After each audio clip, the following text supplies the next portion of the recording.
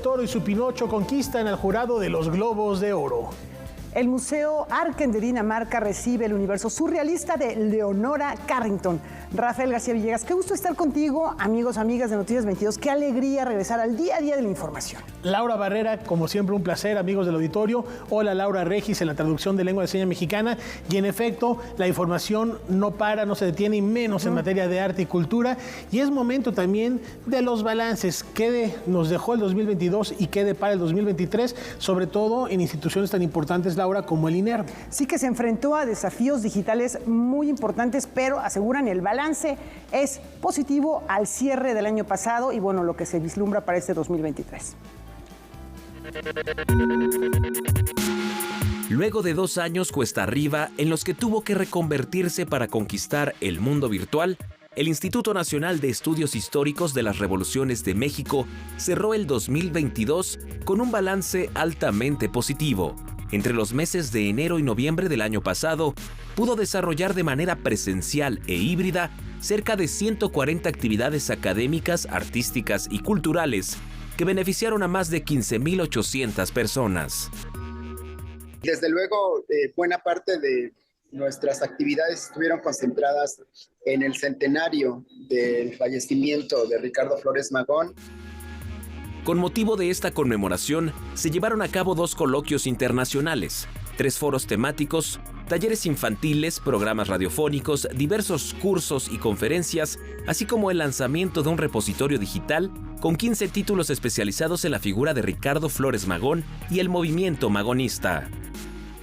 Hicimos también actividades como exposiciones en gran formato, con fotografías de las más importantes de Magón y del magonismo, que expusimos en algunas de las principales plazas públicas de la Ciudad de México.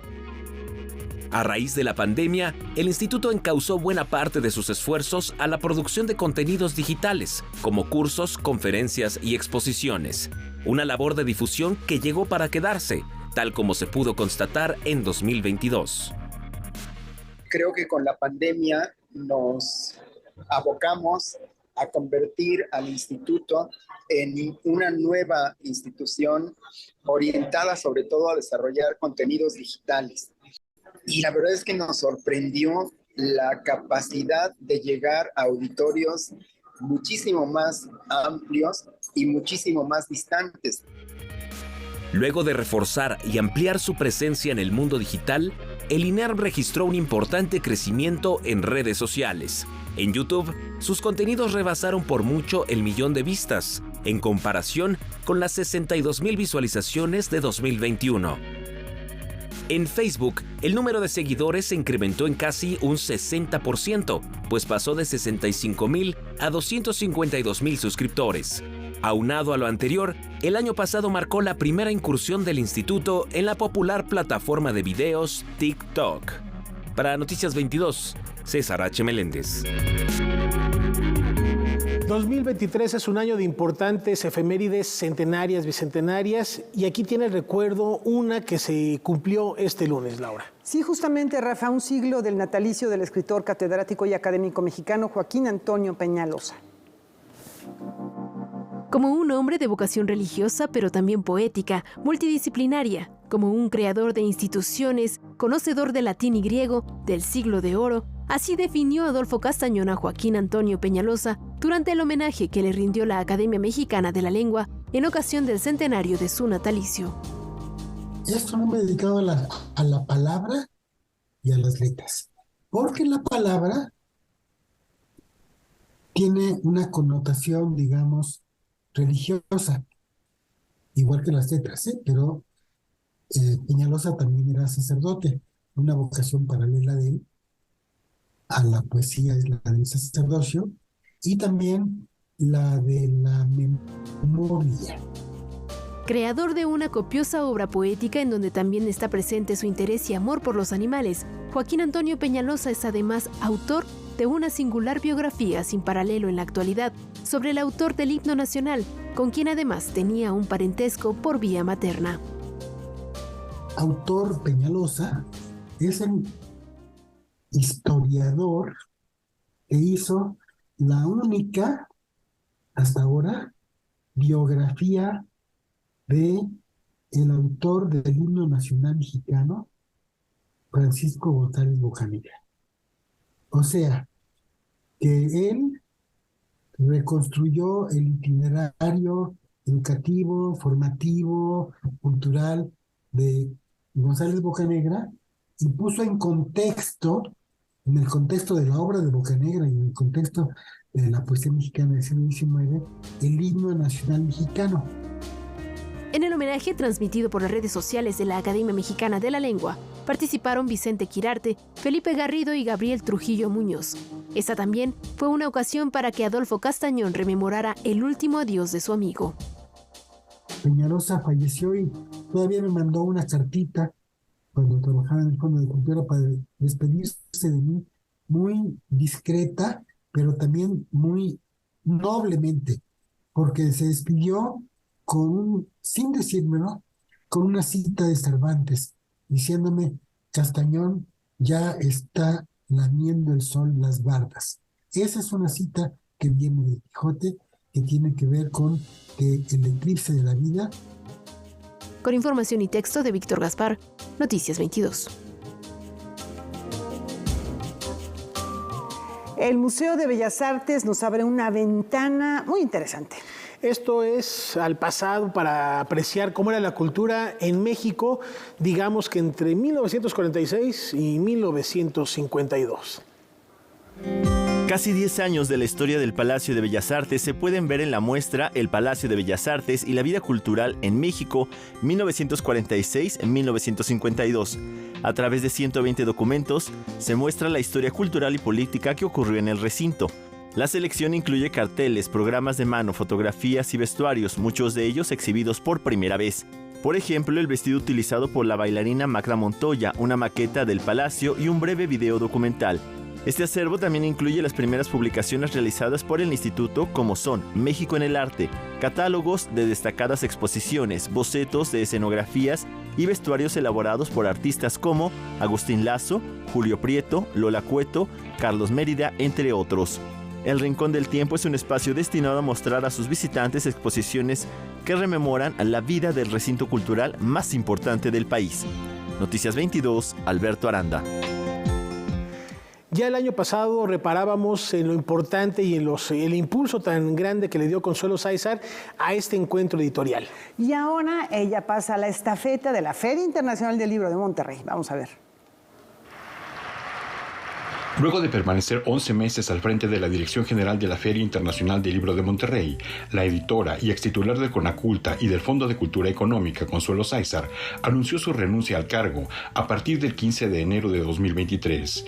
En el comunicado publicado en su cuenta de Twitter se lee: "Me despido de un desafío magnífico, inmensamente agradecida por esta oportunidad laboral y profundamente satisfecha por haber podido superar con amplitud los objetivos que nos fijamos. Sin duda alguna, un tiempo breve de grandes logros, alegrías y felicidad". De igual modo, Consuelo Sáizar compartió que tomará un año sabático, el cual ha venido postergando desde 2013, y concluyó su comunicado agradeciendo a las autoridades del Tecnológico de Monterrey y a la comunidad de editores, escritores y todos aquellos que participan de la Feria Internacional del Libro de Monterrey.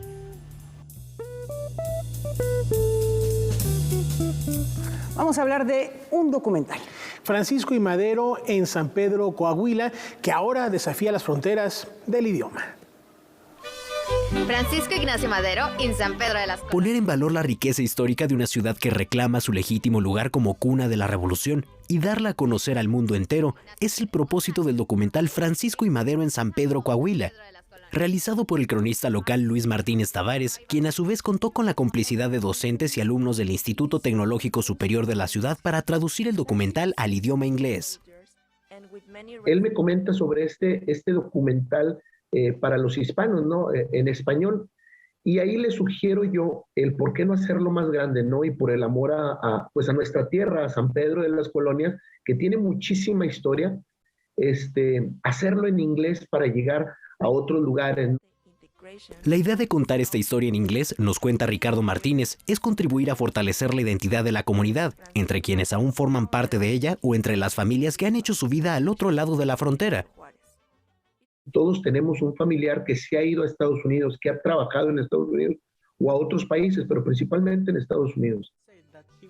El documental, que cuenta además con las voces de los propios alumnos de la institución, busca preservar y difundir el legado de Madero en San Pedro, lugar al que arribó en 1893, antes de cumplir 20 años, y donde se sabe que escribió su libro capital, La sucesión presidencial. Ahorita estamos con la edición de los subtítulos, ponerle subtítulos también, pues para también que lo vean las personas en español, ¿no? Con subtítulos. Los creadores del documental Francisco y Madero en San Pedro, Coahuila, ya han tenido acercamientos con universidades de Estados Unidos para proyectar la cinta. Además, el equipo involucrado seguirá colaborando con el cronista Luis Martín Tavares para dar a conocer otros capítulos de la historia de la ciudad y del estado. Con información y texto de César H. Meléndez, Rodrigo Peredo, Noticias 22.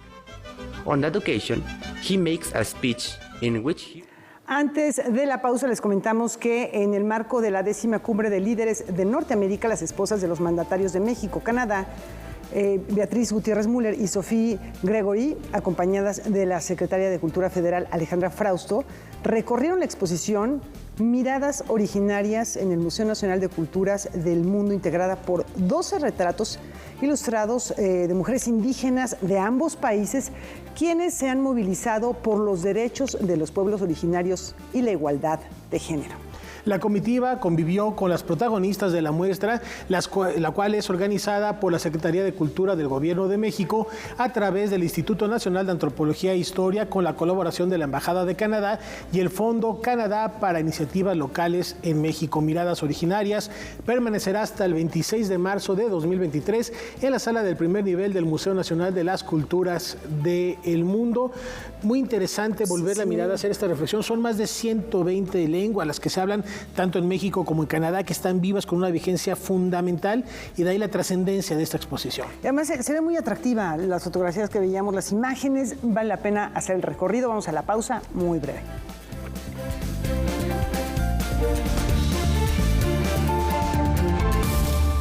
Ser verde no es estar a la moda como muchos piensan. Hoy, ser verde está siendo un estilo de vida para miles de personas. Porque a ti como a nosotros nos preocupa el cambio climático, el cuidado del agua, de los bosques y el bienestar animal. Y aunque nos sigan criticando, seguiremos trabajando. Porque hasta ahora el 90% de las propuestas medioambientales y por los animales son del verde. Es momento de gritar fuerte y con mucho orgullo. Yo quiero un México más verde. Partido Verde. Ella ha llegado al pueblo. Lo voy a tener. Y para ponerle sabor a su vida, juro que lo voy a tener. Tendrá un nuevo objetivo. A mí me gusta mucho el cine. A ver si vamos juntos una tarde. No, gracias. Lo detesto. Recordando a Jaime Humberto Hermosillo. Es como yo tenía razón en lo de los sentimientos. Te odio. Pero ojalá te vaya muy bien. La pasión según Berenice. ¿Tampoco habías venido a este hotel? Cinema 22 mexicano. Por supuesto que no. ¿Se te ocurrió entrar cuando lo viste? Jueves. Tampoco. Soy muy organizada. 22:30 horas. Esta semana no se pueden perder Algarabía TV porque vamos a hablar de una práctica que muchos consideran atávica, tradicional, un poco ya también como retrógrada, que es el... Apellido de casada, señora. ¿Cómo te llamas tú, Pilar? No, si yo soy soltera. ¿De qué? ¿Qué pasa? ¿Tú? Yo también, soltera, siempre, jamás usé apellido de casada. Usted que nos está viendo, lo use o no lo use, véanos este viernes en Algarabía TV. Viernes, 21:30 horas.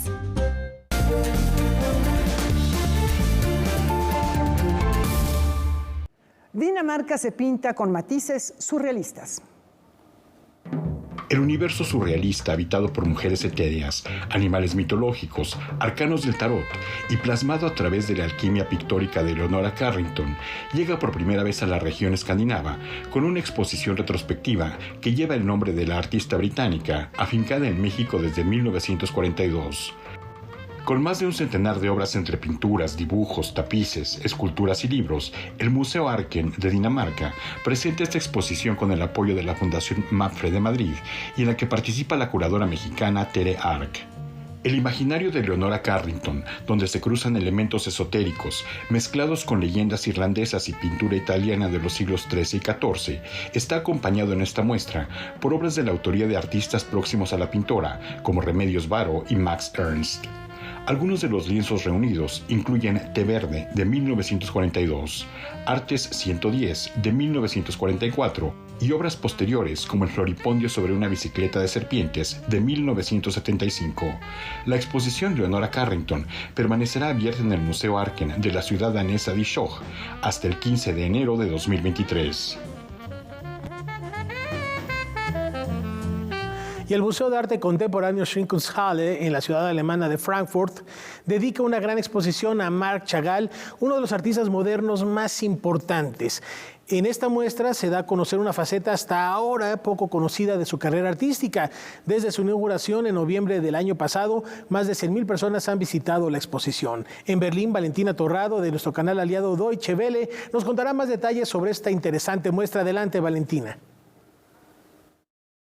Hola, y es un gusto volver a saludarlos en este 2023, hoy con motivo de una interesante exposición en la ciudad alemana de Frankfurt del Meno sobre Marc Chagall, uno de los artistas modernos más importantes. La muestra se titula Chagall y un mundo convulso y saca a la luz una faceta de su obra hasta ahora poco conocida, pero esencial para el artista, ya que abarca un momento de su creación artística muy especial. Estamos hablando del periodo de 1930 hasta finales de 1940, tiempos muy críticos para los judíos con la llegada del nacionalsocialismo a Europa. A través de casi 60 obras, entre ellas pinturas de óleo sobre lienzo y témperas sobre papel, como también piezas de vestuario que creó para producciones de ballet en Estados Unidos, dan testimonio de años de trabajo de gran intensidad y versatilidad. Todo durante un tiempo turbulento en donde este pintor de origen judío podía palpar un agresivo antisemitismo y una clara amenaza existencial. En este momento de creación influido por el miedo, su paleta de colores fuerte, conocida como alegre, comienza a oscurecerse. Algunos de sus cielos de azules fuertes son conquistados por las tinieblas. Sus obras son ventanas a su imaginario simbólico que cuenta sobre vivencias de su infancia en su ciudad natal de Vitebsk, hoy Bielorrusia, con referencias al mundo campesino, el folclore popular ruso y la tradición judía de su comunidad, que se mantiene fiel a lo largo de toda su vida artística. Parejas de recién casados que vuelan, violinistas suspendidos en el aire y también ángeles. Pero también sus pinturas están cargadas de gran espiritualidad y poesía. La Biblia se convirtió en una de sus fuentes de inspiración a lo largo de décadas hasta su muerte. Escenas del Antiguo Testamento como del Nuevo, con la presencia de iconografía cristiana, en especial la escena de Cristo crucificado que se repite a lo largo de varias pinturas. Su obra es una mezcla mágica entre realidad y fantasía, entre sueños y sentimientos. La larga vida de Marc Chagall transcurre en varios países. De Rusia emigra a Francia, que se convierte en su segundo hogar hasta su muerte. También pasó un tiempo en Berlín y un largo periodo en Estados Unidos, a donde logró llegar en 1941 gracias a una invitación del MoMA de Nueva York.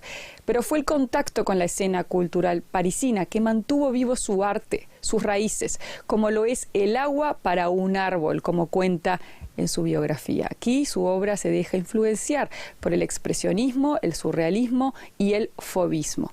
Marc Chagall murió a los 97 años, tuvo una carrera artística muy intensa y fructífera, su talento fue reconocido en vida en todo el mundo y dejó un legado artístico impresionante. Los vitrales para varias iglesias católicas, así como los frescos en el techo de la Ópera Nacional de París o los monumentales murales en la Ópera Metropolitana de Nueva York, lo hicieron famoso más allá de las fronteras del lienzo. Gracias por su atención y me despido hasta la próxima semana con un gran saludo desde Berlín. Valentina Torrado, de DW.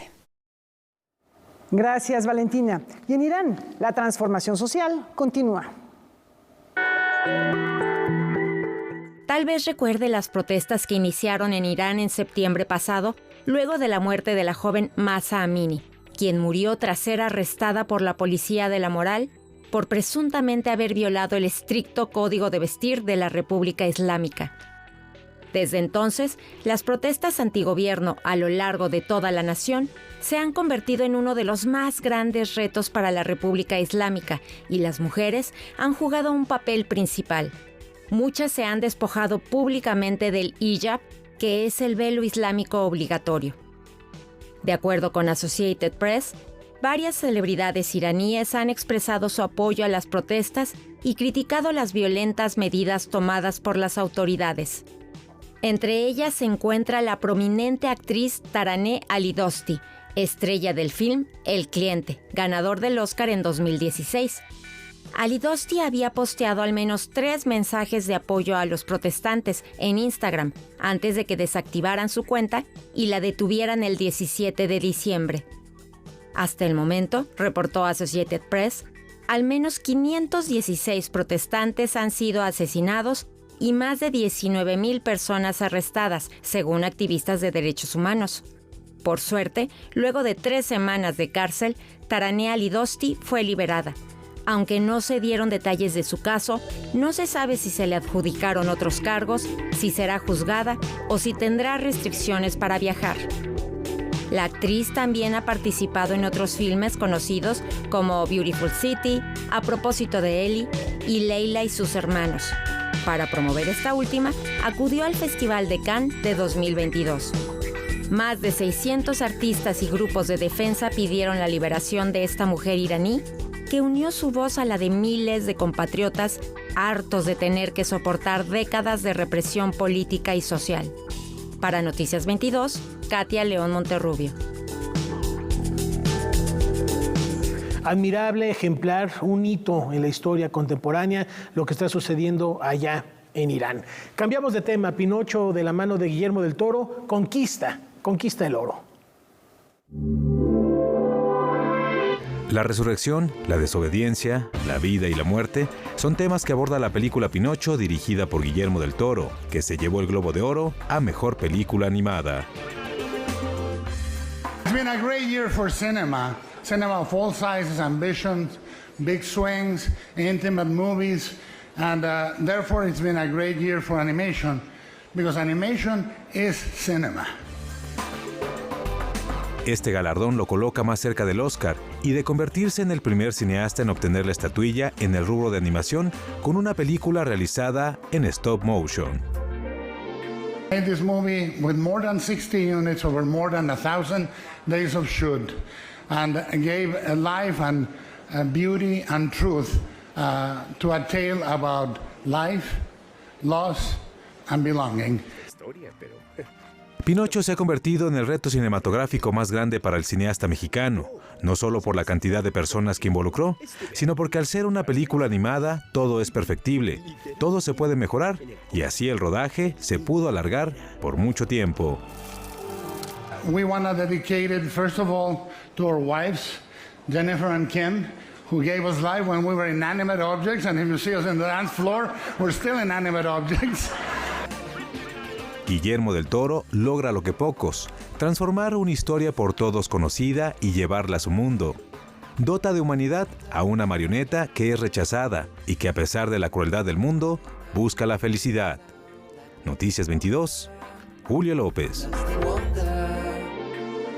Seguimos en el séptimo arte con el talento nacional. En Andalucía, el documental mexicano abre camino. Siguiendo las pistas en busca de artistas, yo sé que allí está el sonido. Me lleva a un lugar, sintiendo un latir, la música va conmigo. Motivada por sus recuerdos de la infancia y la desaparición latente del trobo en Andalucía, Nuria Vargas Rivas filmó Controverso, un largometraje documental sobre este subgénero lírico, donde además se exploran las raíces de la poesía improvisada, un aspecto fundamental también para el freestyle y el repentismo cubano. Un viaje interior, buscando el calor de este sol y mi son querido. La abuela que no es de en común tienen que son improvisadas, que son repentizadas de repente, pero realmente les diferencia la forma. Bueno, ¿cómo es posible que este tipo, de dónde salió? ¿Por qué hace repentismo? ¿Qué cosa es eso del repentismo? Este proyecto representó una década de trabajo de Vargas Rivas. Al ser un proyecto independiente, la cineasta no contaba con el presupuesto y el tiempo necesario. Campesino. tuve la prisa por hacerlo, o dije, mira, aunque no me apoyen económicamente y lo haga yo con mi dinero privado, lo voy a hacer porque ese verano iban algunos repentistas de Cuba y de Puerto Rico, iban a la Alpujarra. Entonces pensé, bueno, si no puedo ir a Cuba o a Latinoamérica, pero este verano vienen ellos, pues intento yo rodar esos encuentros y a lo mejor no, con eso me es suficiente. En este proceso, la cineasta española y su equipo se percataron de que era indispensable viajar a aquellos lugares para recoger la verdadera esencia de estas manifestaciones. Con sus ahorros, Nuria Vargas logró rodar en Cuba parte de la película en una jornada de 10 semanas. El largometraje reúne la voz de numerosos artistas como Invert, Snoke, Alexis Díaz Pimienta, Orismay Hernández y algunos troveros como Morón, Barranquillo y El Sevilla. Recientemente, Controverso recibió una nominación en la categoría de Mejor Dirección Nobel de los Premios de Cine Andaluz, que entrega la Asociación de Escritoras y Escritores de Cine de Andalucía. Con información de Rodrigo Peredo, Noticias 22. Miguel Ángel Buonarroti llega a México. Les platicamos de qué manera después de la pausa.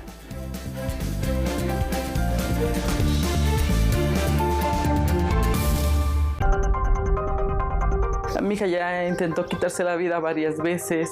Me ha tocado hablar con ella por teléfono y verla, hablarle cuando está tirada en el piso.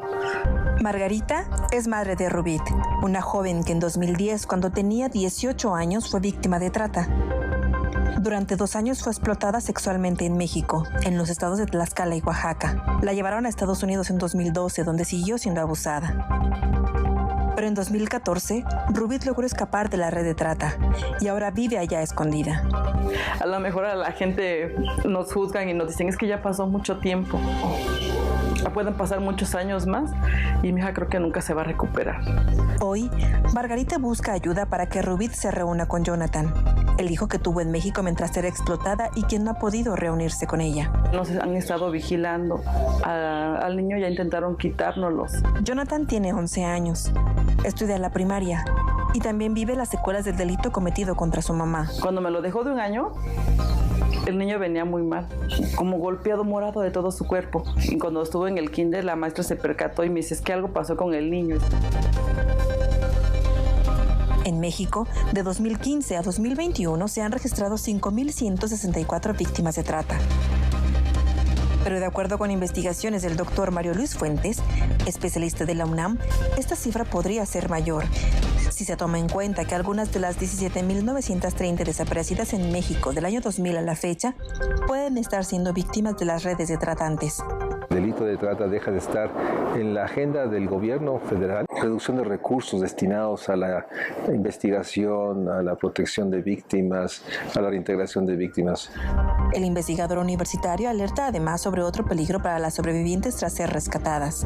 No hay realmente en el país un proceso para reintegración social. Restaurar sus capacidades, su voluntad de ser, la reconstrucción del individuo para que pueda obtener un empleo. Seguramente esta víctima va a volver a ser capturada, enganchada y revictimizada. Mientras tanto, Margarita exige justicia. Yo veo a mis compañeras que no buscan a sus hijos y no saben en dónde están. Y yo sé dónde estás tú, hija, porque Dios me permitió, hija, que tú estuvieras viva.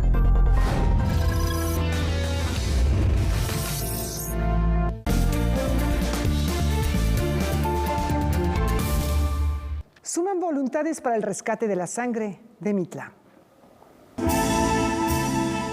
El gobernador de Oaxaca, Salomón Jara Cruz, giró instrucciones al secretario de Cultura de la entidad, Víctor Cata, para el rescate y restauración de la sangre de Mitla, fuente creada por el artista plástico juchiteco Francisco Toledo y la cual por 1 década ha sufrido deterioro. La sangre de Mitla se ubica en el patio El Guaje, en el Jardín Etnobotánico.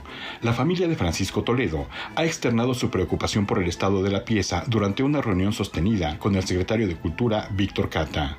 Parte del deterioro de la pieza consiste en el desprendimiento de placas de minerales que recubren la fuente y que eran utilizados en la época prehispánica, materiales que no son fáciles de conseguir, al igual que la grana cochinilla con la que se tiñe el agua que emana de la fuente. La vida se llama agua. momento de echar un vistazo al acervo de Canal 22. Veamos qué se encontró esta semana nuestro compañero José Antonio Hernández.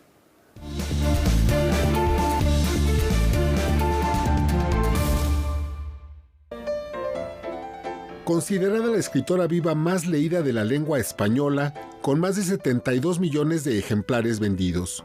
Sus obras han sido traducidas a 42 idiomas. Es Isabel Allende.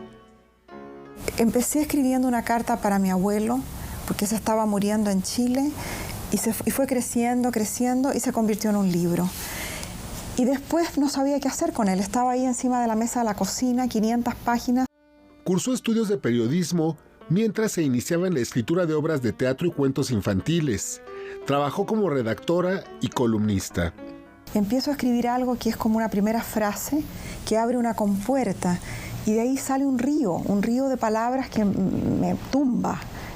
Y no sé para dónde va, los personajes se apoderan de la historia, siempre termina el libro en un lugar inesperado. En 1973, tras el golpe militar chileno encabezado por Pinochet, en el que murió su tío, el presidente Salvador Allende, abandonó su país y se instaló en Caracas, donde inició su producción literaria. Yo pertenezco a una generación de escritores latinoamericanos marcados por acontecimientos políticos muy importantes, que marcaron nuestra literatura. Y creo que soy subproducto de la maravillosa literatura del boom. La Casa de los Espíritus fue la primera gran novela de Isabel Allende, próxima al llamado realismo mágico, con la que se consagró como una de las grandes escritoras hispanoamericanas de todos los tiempos. La Casa de los Espíritus tuvo éxito y se abrió como un camino a un interés de las mujeres, de un público lector femenino, por esa literatura latinoamericana. Y yo creo que se juntaron esas dos cosas, un producto que yo ofrecí en ese momento sin saber que lo ofrecía, yo no sabía ni que tenía este producto en la mano, y esa necesidad que estaba lista en el mercado. Es una feminista que ha abierto camino a millones de mujeres en todos los ámbitos. Me molesta el término literatura femenina, porque cuando se habla de literatura a secas, se presupone que es masculina, escrita por un hombre. Y cuando escribe una mujer hay que decir que está escrito por una mujer. Cuando finalmente se acepte el valor de la mujer en el mismo plano que en el hombre, en el campo de la literatura, no va a haber necesidad de decir literatura femenina. Su lema es: dejen volar su imaginación y escriban lo necesario. Noticias 22, José Antonio Hernández. El 2023 es un pretexto ineludible para recorrer ciudades invisibles o acompañar en su búsqueda al hombre que perdió su sombra. Veamos. Pocas voces han marcado al mundo de las letras como la de Italo Calvino, incansable periodista y escritor del siglo XX que durante su amplia trayectoria se sumergió en el terreno de la fantasía y desde la poética reflexionó sobre la condición humana. Siempre mostró también una cierta inquietud por hablar sobre la alienación, la sociedad y los diferentes problemas que circundan a esta. Nació el 15 de octubre de 1923 en la ciudad de Santiago de Las Vegas, Cuba, y en el seno de una familia entregada a la botánica. En los últimos estertores de la Segunda Guerra Mundial, ya instalado en Italia, país que le vería crecer, Italo formó parte de los partisanos comunistas de las Brigadas Garibaldi. Al término de la guerra, asentado en Turín, se sumó a las filas del Partido Comunista Italiano y encontró una oportunidad en la editorial Einaudi. Años más tarde, su trabajo y dedicación a las letras le merecieron algunas distinciones como el Premio Letterario Viareggio Repaci o el Premio Austriaco de Literatura Europea. En unos cuantos meses se conmemorarán los 100 años de su natalicio. Aún no terminaba el 2022 y las celebraciones en su memoria ya habían comenzado en otras latitudes del mundo. Desde principios de diciembre, la ciudad piamontesa de Ivrea reluce una instalación lumínica inspirada por el libro Ciudades Invisibles de Calvino. Próximamente, a manera de homenaje, el pueblo Castiglioni de la Pescaia, en la provincia de Grosseto, ofrecerá exposiciones y puestas en escena. Como era de esperarse, las celebraciones durante 2023 se extenderán a Cuba con lecturas para todo público y una serie de encuentros con algunos especialistas de la obra de Calvino. Este año no solo servirá para traer a la memoria a uno de los autores prolíficos de la historia contemporánea, esta es también una oportunidad para reencontrarnos con su trabajo y, por supuesto, Italo habrá de encontrar un lugar entre las nuevas generaciones de lectores. Noticias 22, Rodrigo Peredo. Atención a los hacedores del séptimo arte, Focine abre sus convocatorias. El Instituto Mexicano de Cinematografía destinará más de 190 millones de pesos a la producción cinematográfica nacional a través del programa de fomento al cine mexicano, Focine. Contemplando también que dentro de este presupuesto está el dinero destinado para las convocatorias y proyectos nuevos, pero también para cumplir con los proyectos que traen de alguna manera una continuidad de apoyos anteriores de Focine y proyectos que traemos también el compromiso de cumplir de los fideicomisos ya extintos. Esta es la tercera ocasión que lanzan su convocatoria. A lo largo de este tiempo, han apoyado 273 proyectos. Sí estamos escuchando para irlo adecuando y ir mejorando nuestros procesos a manera de que se vayan adaptando a un poco más a la manera de hacer cine real. Desde su creación en 2021, Focine ha sufrido modificaciones. Con la intención de tener más amplitud en las propuestas que les llegan, reforzaron la categoría de contenidos para las infancias. Nos manifestaron su interés de que también se pudieran apoyar cortometrajes, porque nada más estaban apoyando largos en infancias. Otro de los cambios fue la creación de un apartado de apoyo a los trabajos experimentales. Aunque no estaba excluida en los lineamientos, pues ellos no sentían que había una modalidad específica dada la naturaleza y la forma de hacer cine experimental. A principios de año abrieron 12 convocatorias que cerrarán a inicios de febrero. Para hacer el proceso transparente, los proyectos son evaluados por un jurado que antes fue sometido a un proceso de insaculación, avalado por un notario público. Noticias 22, Julio López.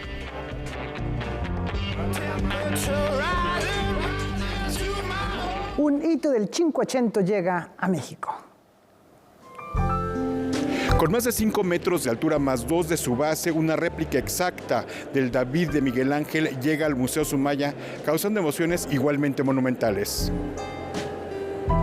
Se trata de dos obras maestras de Michelangelo Buonarroti. En este caso estamos hablando de versiones contemporáneas, el David y la Piedad.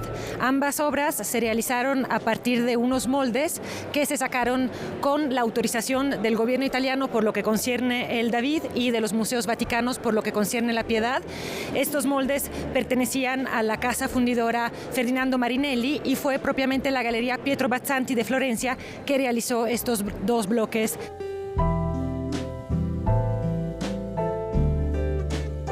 El proceso de elaboración tomó mucho tiempo, sobre todo por lo que concierne escoger el bloque de mármol. Los expertos iban a las canteras de Carrara y debían de encontrar un mármol que no tuviera grietas, que no tuviera vetas. Fue un grupo seleccionado de artistas, de artesanos florentinos, que son los que logran alcanzar estos grandes niveles de calidad y quien direccionó los trabajos fue Roberto Domina. Yo la verdad no era tan fan del arte. Cuando empecé a ver las esculturas que son de mármol de este estilo, empecé a llamarme más la atención el arte. Incluso fue tanto mi amor por ella que empecé a ver videos de cómo lo hacían. Ver cada detalle del cuerpo humano, tanto de la escultura de la Piedad como del David, o sea, es impresionante ver el detalle incluso de las uñas, la parte de aquí de la cutícula, la expresión de los ojos y ver que es piedra, ¿no? Es más grande de lo que pensaba, está muy bonita y justo lo vimos en redes sociales y nos dio mucha curiosidad venir a verla. Sí, bueno, lo vimos en redes sociales y es muy impresionante los detalles que tiene.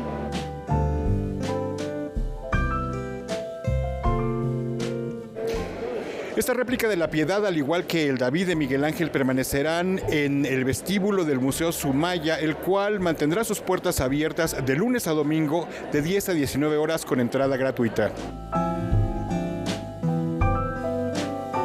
Bueno, qué enorme logro poder traer en tamaño natural esta pieza que está allá en el Museo de la Academia, en Italia, y que, bueno, pues es una de las grandes obras de arte de todos los tiempos.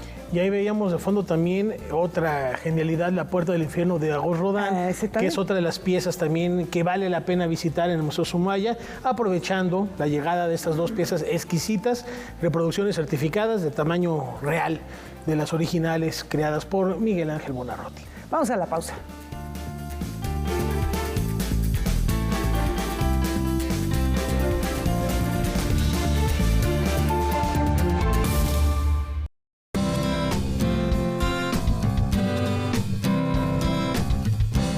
como audiencia tienes derechos. Debes conocerlos para poder ejercerlos y ser parte de los televidentes críticos y participativos. Es muy importante que sepas que la televisora debe respetar los horarios anunciados en su programación, tener acceso a la misma calidad y niveles de audio y video. Para más información, consulta la página de defensoría.canal22.org.mx.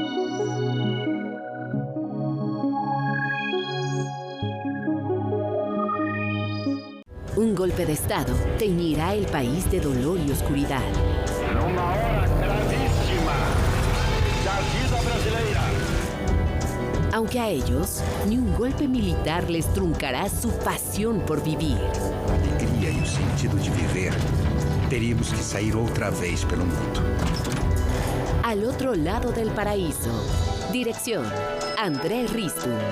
En Cinema 22, muestra internacional de cine de la Cineteca Nacional. Viernes, 23:30 horas. Rules for honor don't tell you have to be good, just upright.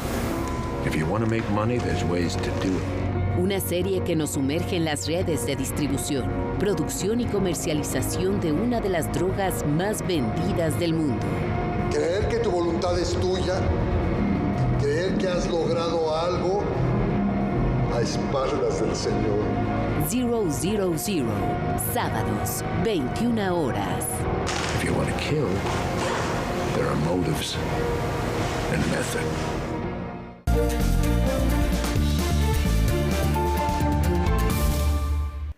Esta noche queremos rendir un recuerdo a Andrés Enestrosa.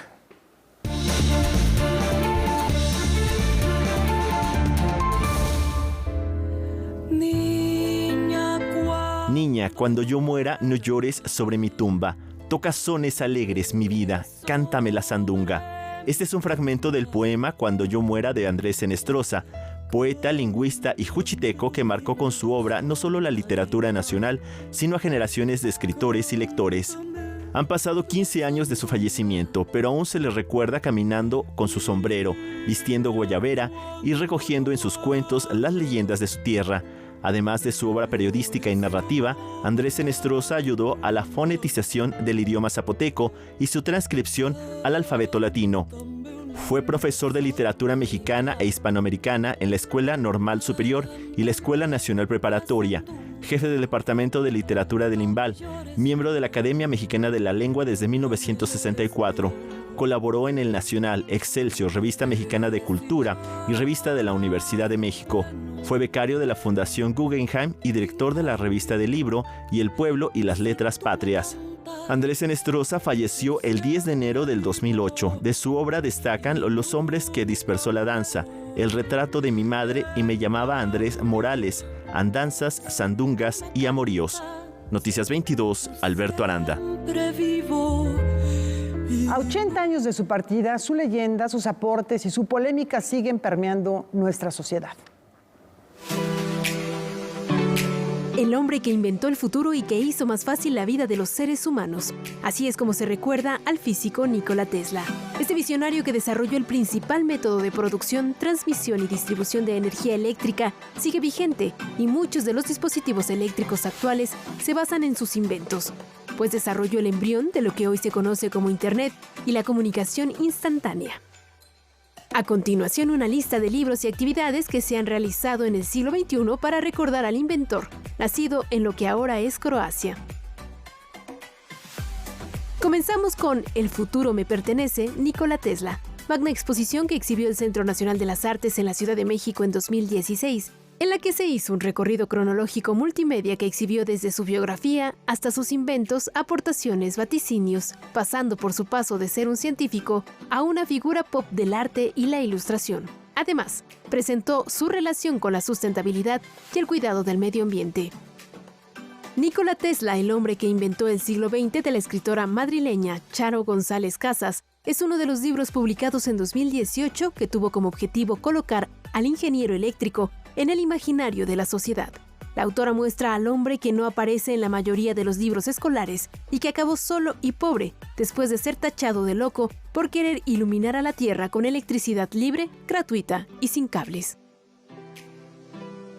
Seguimos con Firmado, Nikola Tesla, tercer libro publicado por la editorial Turner, que habla sobre la figura de este científico y reúne una selección de cartas y artículos, muchos de ellos inéditos escritos por Tesla, que ofrecen una mirada más humana de este genio y de los empresarios, amigos y conocidos que se cruzaron en su vida.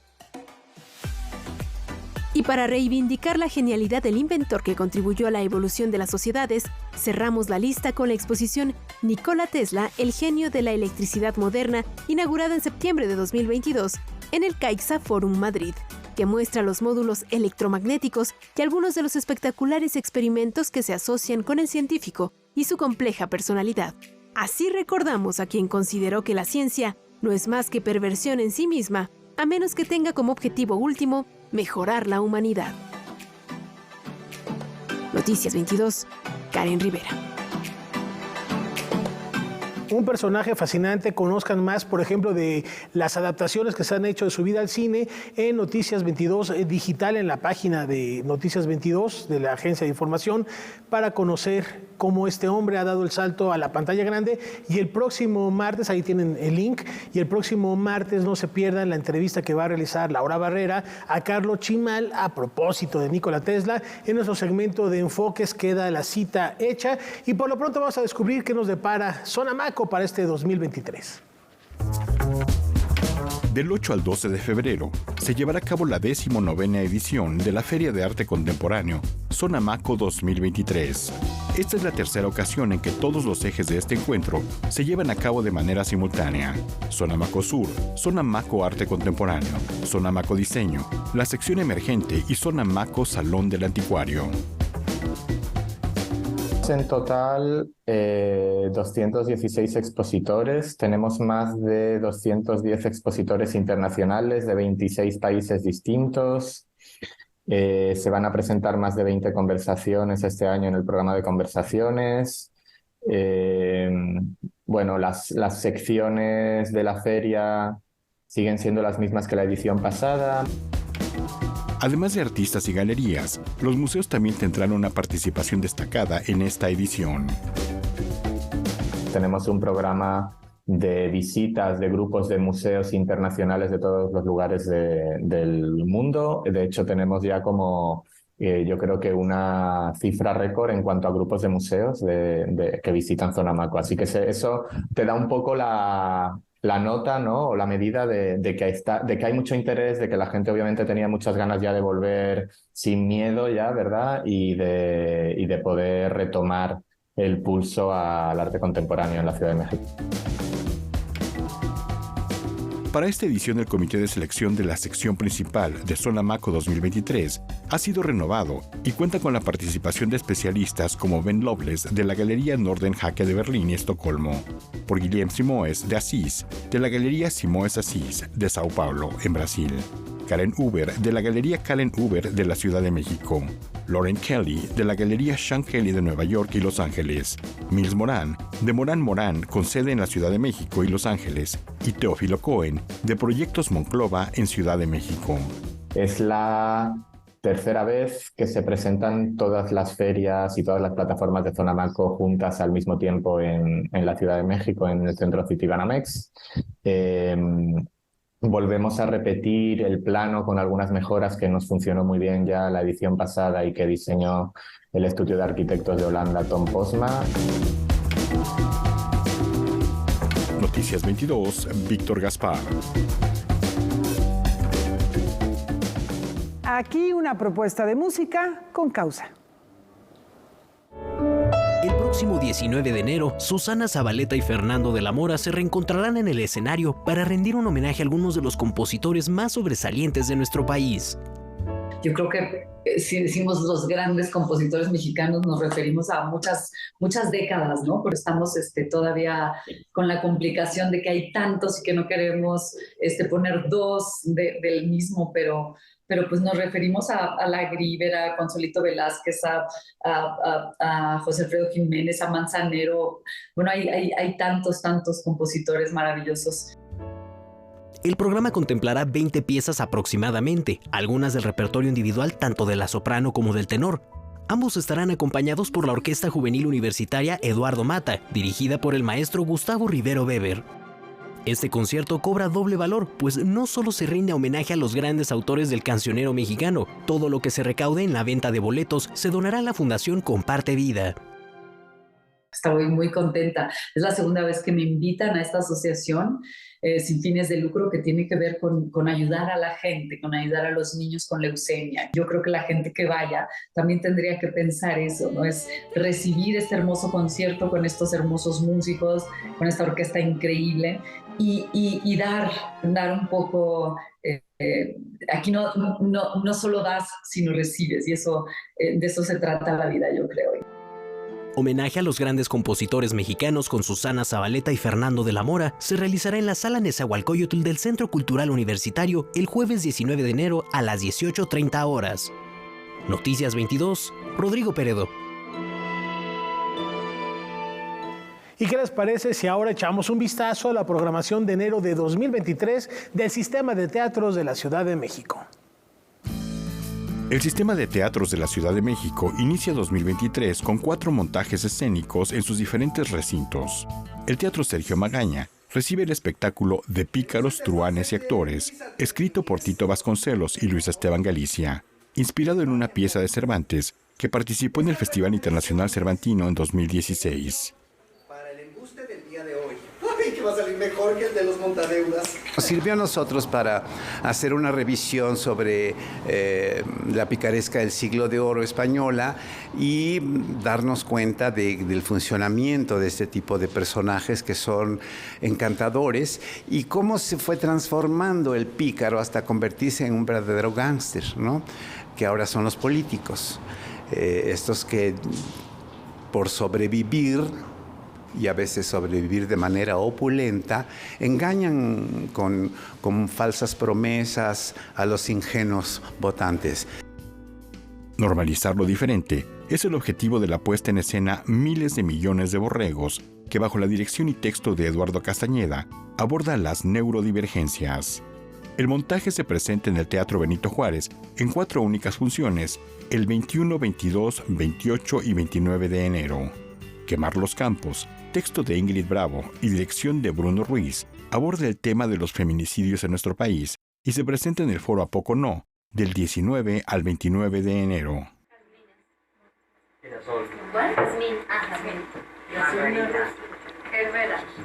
Es una pieza documental sobre los feminicidios en México. En particular, trabajamos con el caso de Diana Velázquez Florencio, quien fue asesinada el 2 de julio de 2017.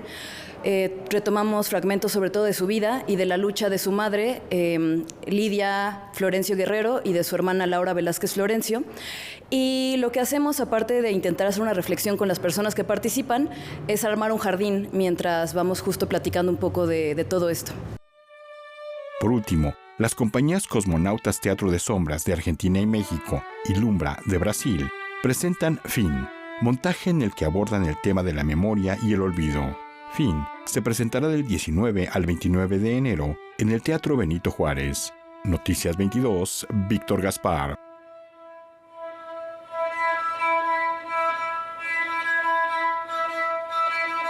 Bueno, pues nos despedimos. ¿Qué les parece con un poquito de música? Vamos a recordar esta noche al compositor Higinio Rubalcaba Romero. Él nació en Jalisco un 11 de enero de 1905.